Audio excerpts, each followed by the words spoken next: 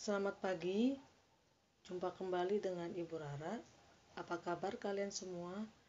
Ibu harap kalian baik-baik saja. Pagi ini kita akan memulai pelajaran kita dengan memasuki materi di bab pertama. Materi bab pertama yaitu membahas mengenai teks laporan percobaan. Kalian pasti penasaran kan? Apa itu teks laporan percobaan? Yuk kita simak bersama mengenai penjelasan dari teks laporan percobaan. Cekidot.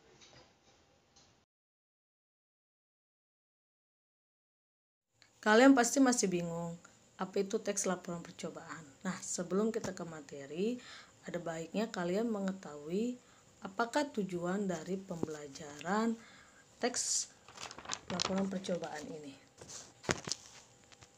Ya, tujuannya adalah supaya kalian bisa menelaah struktur dan unsur kebahasaan laporan percobaan serta menyajikan tujuannya.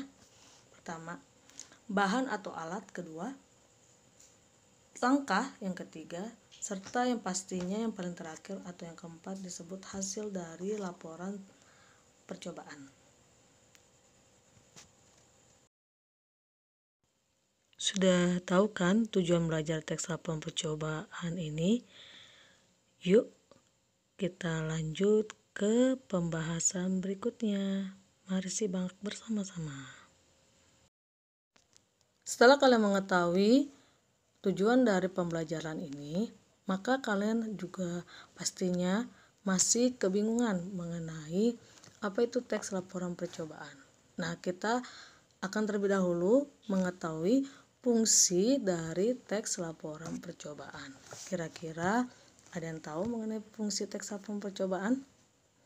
Jika tidak, atau masih bingung atau ragu-ragu, kalian bisa mengetahuinya dari cuplikan yang tertera dalam gambar tersebut.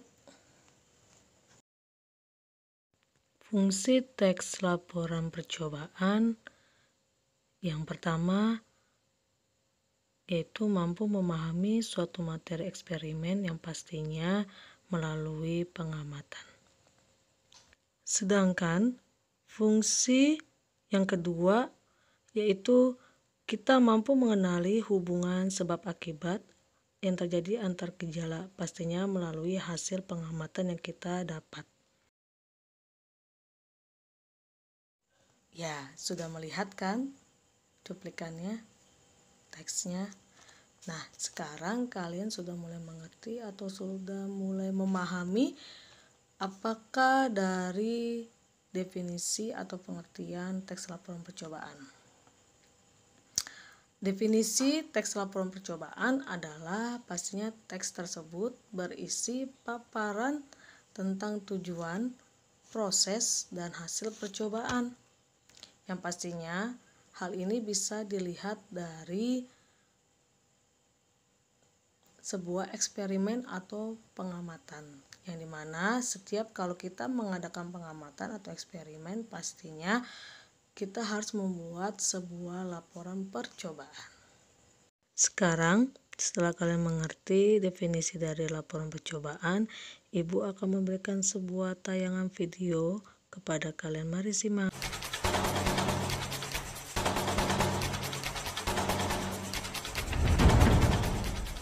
Anda gemar mengkonsumsi mie olahan pasar? Atau Anda lebih suka tahu yang berwarna putih? Bagaimana dengan bakso yang terasa lebih kenyal? Mulai sekarang Anda harus lebih berhati-hati. Tanpa kita sadari, makanan tersebut bisa saja mengandung boraks dan formalin.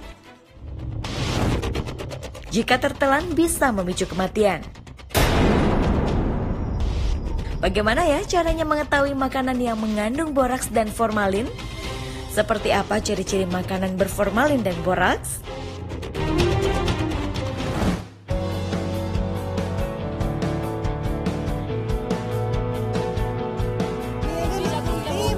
Ibu. Nah, Ibu mau belanja apa nih, Bu? Masak apa ya hari ini? Masak apa? Ini pete. Masak apa ya petenya ya? Pete ini bagus loh Bu buat kesehatan, tau nggak Bu manfaatnya Bu? Suka masak pete nggak? Saya suka. Ini sebenarnya bagus, cuma jangan banyak-banyak. Iya, bau ya. Baunya ya Bu Baunya ya. Aduh, ini berapa sih harganya Bu yang ini Bu? Dr. Reza. Oh gitu. Tanya mau beli suka. Kok tadi mampir di tukang sayur gini? Iya namanya juga ibu-ibu dong. Ya, namanya ibu ya. Kalau lihat barang dagangan pasti berhenti deh. Masak tapi takut nih. Lagi ngomongin manfaat pete sama ibu-ibu ya. Iya. Kamu ada suka pete, Bu? Tahu tapi enak ya. Iya. Tapi enak. Ini ada ikan nih Bu. Ya, Ini lengkap banget. cuman takut dok sekarang nih dengar-dengar banyak ada yang pakai formalin lah, apalah. Bakso juga ya. Orang jadi bingung. Tahu aja Kita nih, dok nih. Iya, Sama aja. Nah, emang sih biasanya sih dipakai untuk bahan pengawet tuh formalin. Makanya Jadi kita kalau mau suka belanja, mau beli makanan, apalagi untuk anak, untuk istri, untuk suami, nah itu mesti ada yang sehat ya. Iya. Iya, kita harus tahu nih Bu bedanya mana yang mengandung formalin, mana yang enggak. Gitu. Caranya gimana? Nah, banyak tahu kan? Bu mau tahu ya? Ada caranya nih Bu ya. Oke, mau tahu? Nah, tapi lanjutkan dulu belanja deh. Nanti kita kasih tahu. Caranya gampang Bu, cara paling gampang. Nanti sekalian belanja nih ya. Oke. Skema ini ya.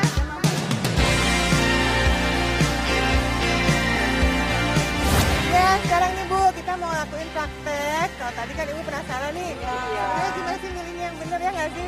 Iya dong. Jangan-jangan yang dimakan Ibu sama ini nggak bisa bisa jadi.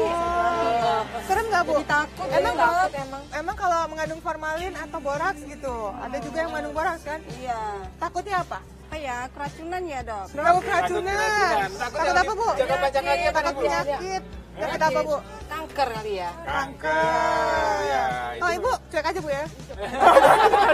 Jangan Bu, jangan. Selama ini gaduh ya Bu ya? Oh, enggak ya? Jangan ya. Wah, jadi sebenarnya kalau misalnya makanan-makanan yang mengandung formalin itu tujuan utamanya si penjualnya nih, penjual nakal loh ya. Itu supaya awet nih makanannya. Ya, karena formalin itu aslinya dipakai untuk mengawetkan jenazah. Tuh, Nah, pernah dengar ya. kan? Pernah dengar kan? Dipakai untuk mengawetkan jenazah. Jadi jenazah aja bisa awet yang segede gitu, apalagi makan-makan seperti ini. Iya. Ngeri ya dok ya. Iya, makanya supaya makanannya dijualnya lebih lama, dimakailah formalin. Jadi kalau misalnya ke pasar nih, terus lihat, milih-milih dulu nih yang pertama. Mau tahu nggak Bu, sebenarnya yang bisa mengandung formalin tuh apa aja? Apa aja ya ada dia. Kalau di sini Ibu sering makan nggak? Bakso, tahu juga, ikan, Nah, ini semua makanan sehari-hari semuanya ya. iya. Semua dimakan? Makan tiap Iya, hari ya. tiap hari Kasih ke tahu suami, apalagi. kasih ke anak Bu. Iya Ya. dong, Semua. ikut makan. Itu dia. Makanya nih kalau misalnya kita pikir makanan yang dibeli nih di pasar nih mengandung formalin atau tidak, ada cara tesnya yang mudah. Misalnya nih, Gimana tuh dok? pertama lihat penampilannya dulu. Kayak nih ada bakso. Bakso nih penampilannya kalau mengandung formalin biasanya dia memang baksonya lebih kenyal. Apalagi mengandung boraks lebih kenyal lagi tuh. Atau ditanya bikinnya kapan. Kalau misalnya dia bilang oh udah 5 hari gitu kan. Tapi kok masih bagus aja. Nah, Berarti jangan-jangan itu dia curiga itu dok curiga. ya. Jangan mengandung formalin. Terus belum lagi kalau misalnya kita beli tahu. Tahunya biasanya kalau begini kita anggap bagus kan Ibu? Bagus dari luarnya sih bagus dok. Bagus ya nih. Keras gitu ya. Kenyal ya. Kenyal dan keras. Nah ini sebenarnya bisa aja mengandung formalin karena sulit tuh. Ya. Tetap aja pakai tenaga tuh Iya tadi ya, untuk keras Daun- ya, jadi daunnya ya. agak keras ya keras teksturnya biasanya. ya.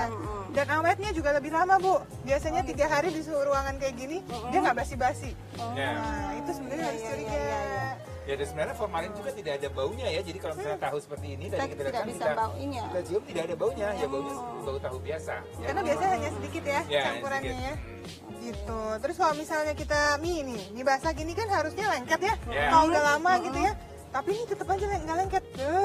Ini sedangkan sudah berhari-hari tapi dia tetap terpisah-pisah. Nih nggak lengket dia. Bentuknya Terus warna- bagus ya, masih Bener, bagus bener. ya. Masih mengkilap. Kita nggak tahu, padahal kita biasanya milih yang bagus nih Iya, ya dari bagus. luarnya. Padahal ternyata dia sudah disimpan lebih dari 2 hari dengan formalin. Aduh, Dan ngeri ini ya. kalau untuk beli ikan nih Bu ya, ini suka kan makan ikan ya? Iya, Nah suka ini kalau banget, ikan Bob. biasanya ikan yang dicampur atau diawetkan dengan formalin dia terlihat lebih kenyal.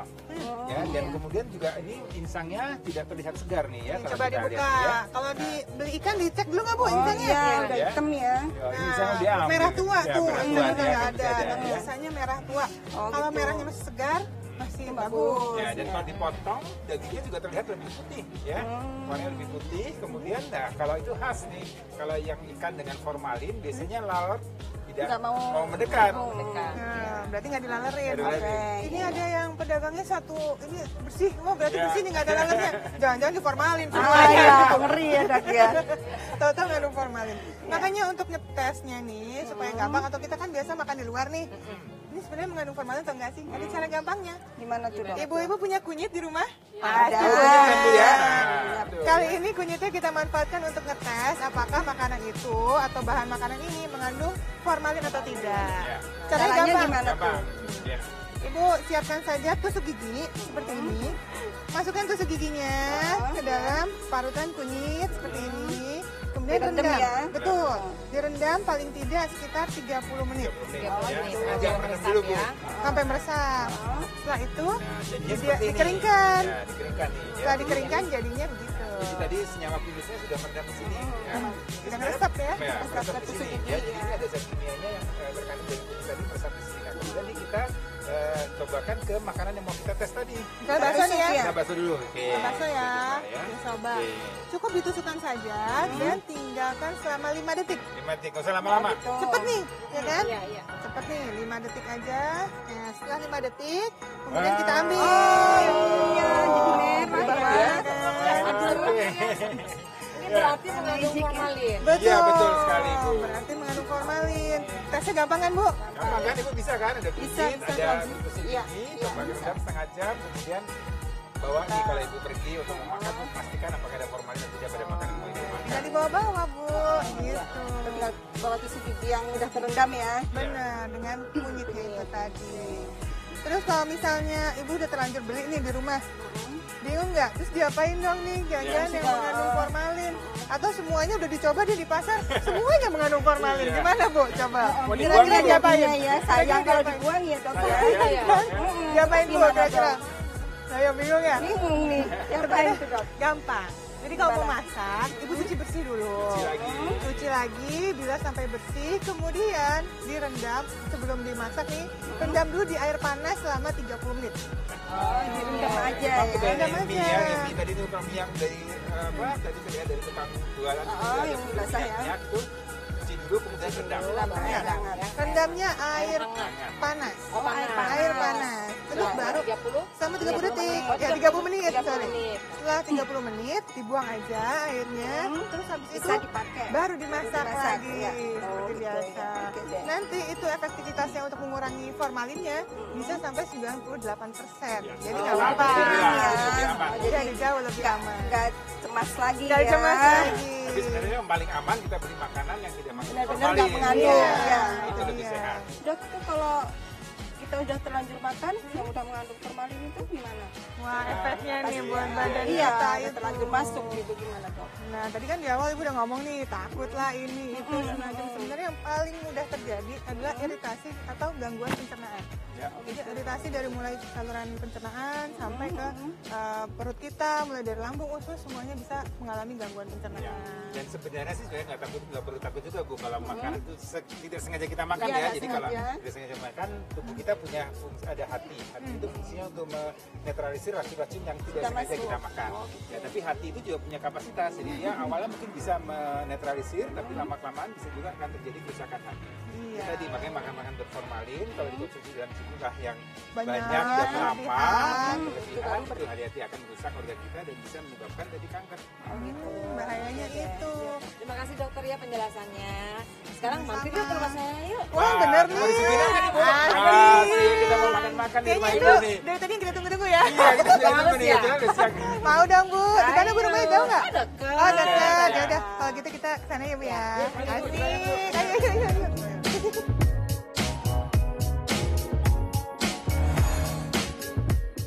Simak cara mengukur kandungan gula pada minuman soda sesaat lagi.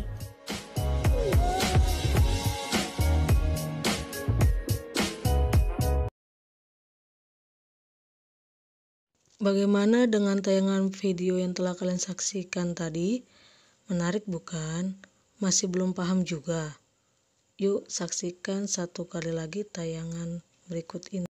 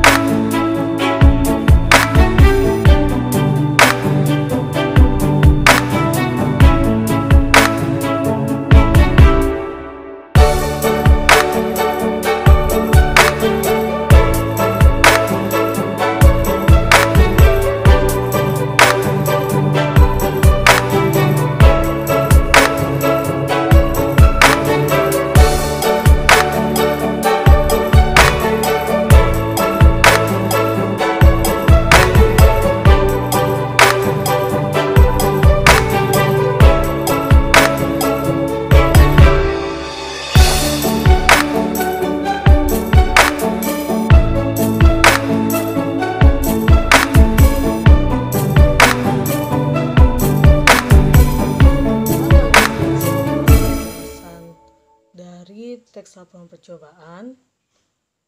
Kiranya Ibu berharap kalian sudah mengerti apakah itu teks laporan percobaan, kemudian fungsinya seperti apa, lalu ciri dan struktur teks laporan percobaan apa saja. Nah, menarik bukan pelajaran Bahasa Indonesia pada hari ini? Ibu harap kalian bisa mengerti, memahami, lalu bisa mempraktekannya. Kita akan bertemu lagi pada tayangan video berikutnya.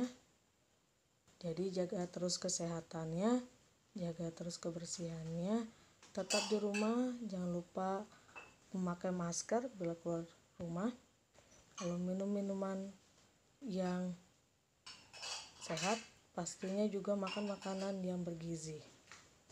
Ya, dan jangan lupa minum vitamin, sama jaga selalu stamina tubuh kalian.